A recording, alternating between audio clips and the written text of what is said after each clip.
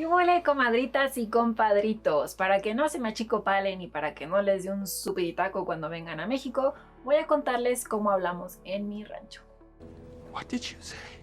Hola, les doy la bienvenida a Spring Spanish. Welcome to Spring Spanish. Yo soy Mariana, I'm Mariana, y soy mexicana, and I'm Mexican. In this video, I'll teach you unos cuantos mexicanismos, some Mexican slang words. México es un país enorme. Mexico is a huge country. It has 32 different states, which are subdivided into municipios, municipalities. Each region has its own slang. For example, most of the slang in Tijuana is based on English words because of how close Tijuana is to the border with the US. In spite of these peculiarities, if you use the Mexicanismos I will teach you in this video, people will definitely understand you regardless of the city or state you are in. They will even think que eres muy buena onda, that you are a good way. That's how Mexicans refer to a cool person. Sounds good? Vamos a darle entonces.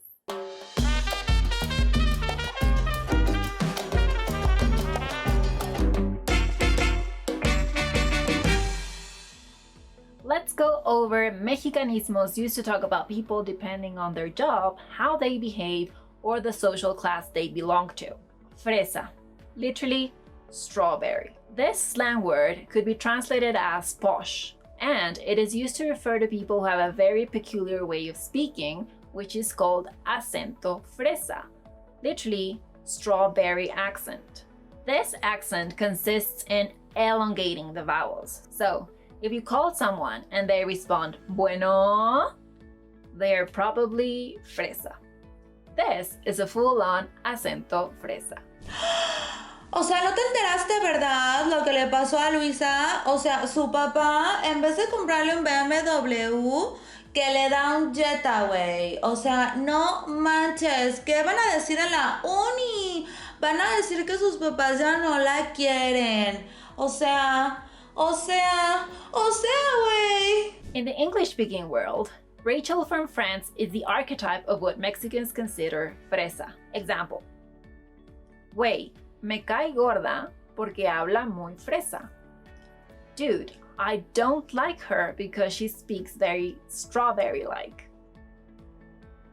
Slang words can hardly be translated. It obviously makes no sense if I say strawberry-like. In any case, you might think of a flavor rather than a way of speaking or behaving.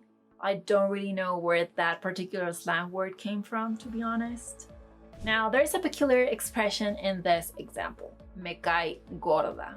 This phrase is very popular in Mexico and we use it to say that we don't like someone. If translated literally, it would be something like she falls fat on me.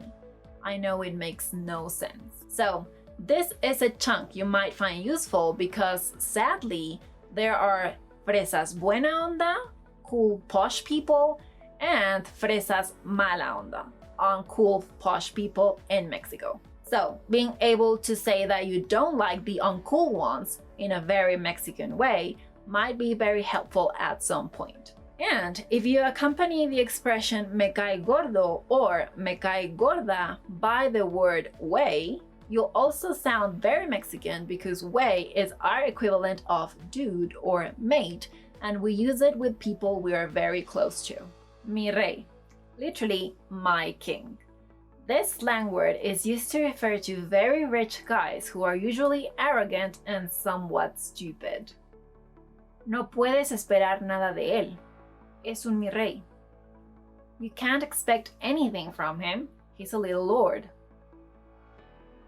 Godines. This slang word has no translation because it is actually a last name and it is used to refer to anyone working at an office. Sometimes people use a shorter version, Godín. El mundo Godín se alimenta de garnachas. The Godines world eats street food. Let's break this down. Like I said, Godín is a short version of Godines, which is a last name used to refer to anyone working at an office. Garnachas is another Mexican slang word used to refer to street food, which is usually very greasy and its main ingredient is corn. Tacos are a very popular garnacha. So, in this example, El mundo godín se alimenta de garnachas, we're basically saying that people working at an office mainly eat street food. And that is true. So I've been meaning to tell you, I want to take you out for lunch for your last day. Speaking of what comes across as true, to express incredulity in Mexico, people say either en serio or neta, both of which may be translated as really in sentences like this.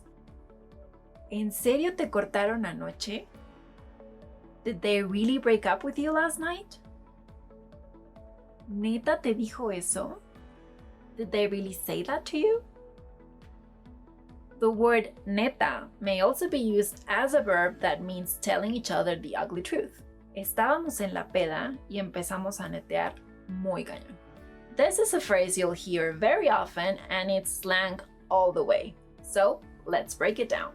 Estar en la peda means being at a drinking party, but peda on its own may also refer to a wasted woman. Se tomó 3 tequilas y se puso bien peda. She was completely wasted after drinking 3 tequilas. Ponerse peda, or pedo if you're a man, means getting wasted. Empezar a netear could be translated as telling each other the truth, and it is usually used when there is something you wouldn't normally say to someone either because you're very shy or because you are in love with them.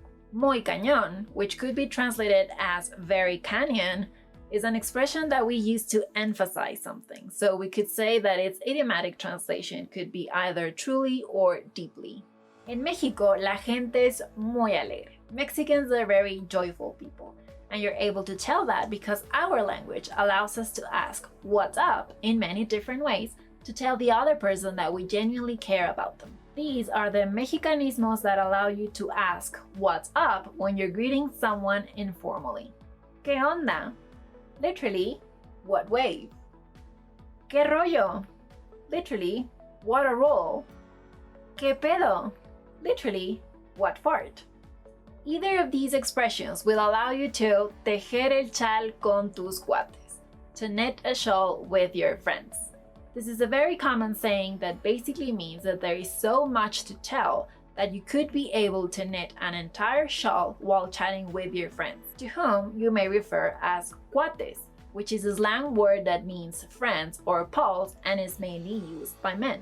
Wow, we actually managed to cover a lot of Mexican slang today. Obviamente hay muchos más mexicanismos. There are obviously many more Mexican slang words and phrases. Which one do you like the most? Let me know in the comments below. Now, si no quieres hacer el oso, another slang expression that could be translated literally as if you don't want to do the bear, but actually means if you don't want to embarrass yourself and want to strengthen your Spanish skills, you should definitely sign up to the free Spanish training on our website. By doing so, not only will you discover the method we use at our Spring Spanish Academy to teach students to speak fluent Spanish, but you'll also get free sample lessons. If you're interested, just click on the link in the description box below to sign up, and you should definitely check out the other videos on our channel. It's all for free. Thanks for watching and nos vemos! Don't forget to subscribe, give us a thumbs up, and share this video with your friends.